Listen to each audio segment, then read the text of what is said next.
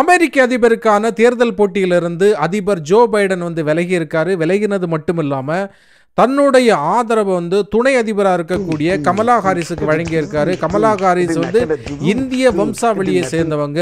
இவங்க அமெரிக்க அதிபர் ஆவாங்களா? இதுதான் இன்னைக்கு உலகம் முழுக்க கேட்கப்படும் ஒரு கேள்வியா இருக்கிறது. யார் இந்த கமலா ஹாரிஸ்? அதை பத்தி தான் நாம இந்த வீடியோல பார்க்க போறோம். நான் உங்கள் Riju. This is evening drops. Welcome to our friends club.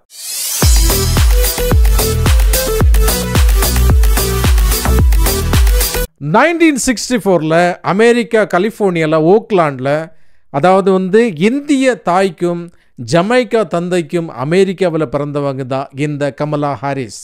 Kamala ஹாரிஸுக்கு 5 வயசாக இருக்கும்போது இவங்களுடைய பேரண்ட்ஸ் வந்து டிவோர்ஸ் வாங்கிட்டாங்க. அதுக்கப்புறம் முழுக்க கமலா ஹாரிஸோடைய தாயார் தான் என்ன செய்கிறாங்க அப்படின்னா கமலா ஹாரிஸை வளர்க்குறாங்க. அவங்க வந்து ஒரு புற்றுநோய் ஆராய்ச்சியாளர். கமலா ஹாரிஸ் வந்து ஹார்வர்டு யூனிவர்சிட்டியில் தான் வந்து என்னென்னா படிச்சிருக்காங்க. இந்த யூனிவர்சிட்டி அமெரிக்காவில் ஒரு மிக பழமையான ஒரு யூனிவர்சிட்டி.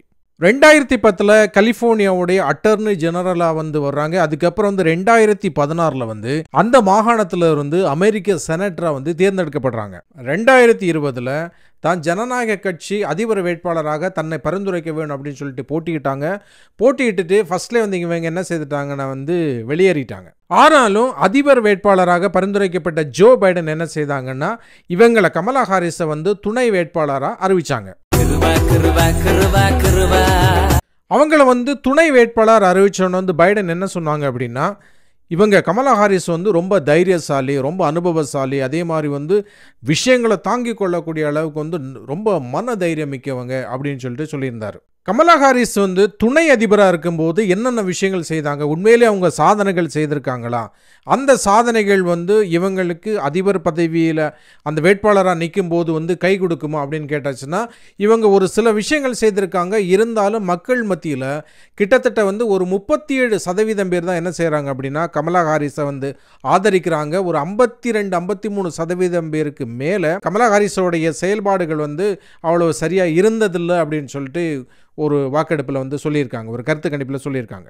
ஆனாலும் இவங்க வந்து ஒரு சில சாதனைகளுக்கு வந்து சொந்தக்காராக இருக்காங்க. எப்படி அப்படின்னா இதுவரைக்கும் எந்த துணை அதிபருக்கும் இல்லாத ஒரு சாதனை இவங்க பண்ணியிருக்காங்க. அதாவது ஒரு மசோதா நிறைவேற்றும் போது அந்த மசோதா வந்து 2 பக்கத்தில் இருந்து, அதாவது ஆளுங்கட்சியும் எதிர்கட்சியுமே வந்து அவங்க வந்து ஓட்டு போடும்போது வந்து சமமாக இருந்துன்னு வச்சுக்கிடுங்களேன். அந்த இடத்துல இவங்களுடைய வாக்கை செலுத்தி அந்த மசோதாவை வந்து ஒன்று பாஸ் பண்ண வைக்கலாம், இல்லாமல் இருந்துச்சுன்னா அந்த மசோதாவை வந்து ஃபெயில் பண்ண வைக்கலாம்.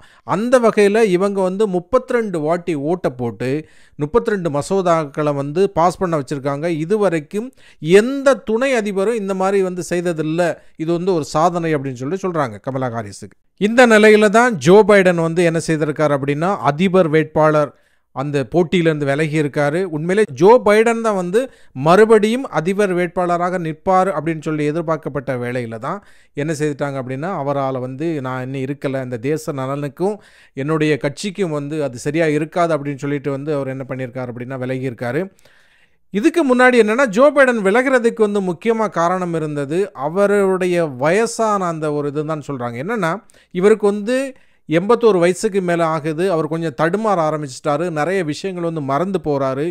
அதே மாதிரி வந்து கடைசியாக ஒரு பேட்டி கொடுக்கும்போது என்னென்னா அந்த பேட்டியில் வந்து நிறையவே விஷயங்கள் வந்து உளறி வச்சுருப்பார். அதனால் இவர் வந்து அதிபர் வேட்பாளருக்கு வந்து தகுதியே இல்லாதவர், அதனால் தயவு செய்து தாத்தா நீங்கள் ஒதுங்கிருங்க தாத்தா அப்படிங்கிற மாதிரி வந்து நிறைய பேர் அட்வைஸ் பண்ணியிருக்காங்க.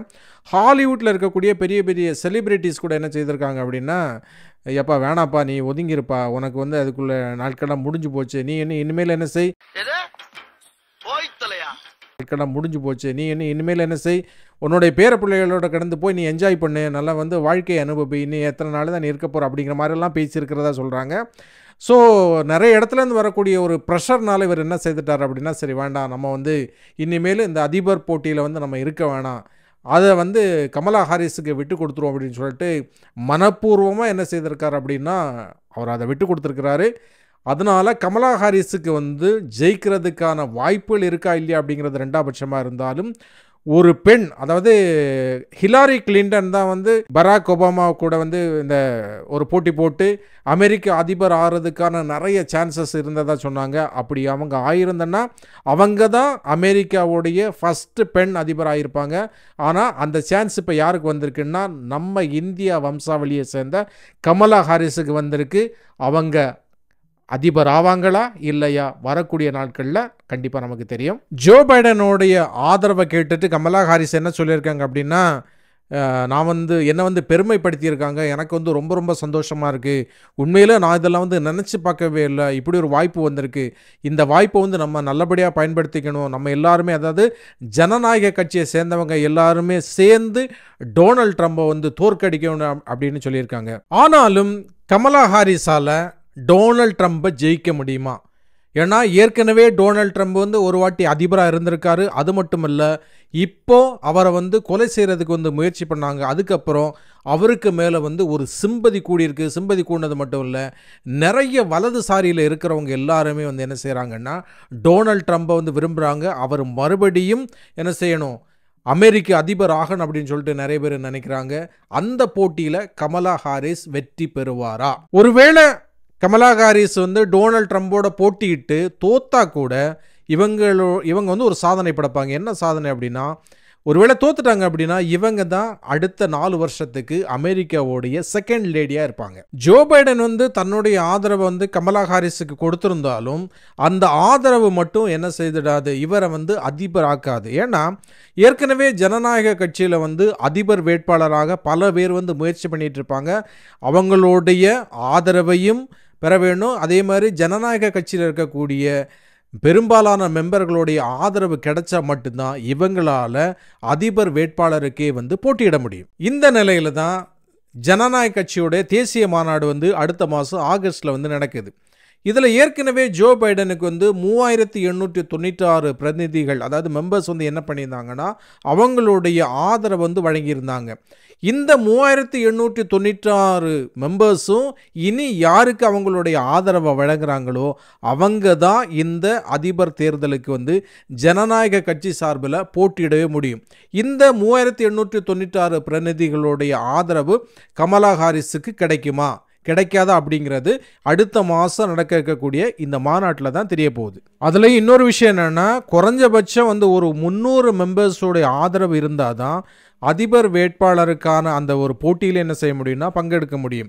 ஆனால் அதையெல்லாம் வந்து கமலா ஹாரிஸ் வந்து ஈஸியாக பெற்றுவாங்க.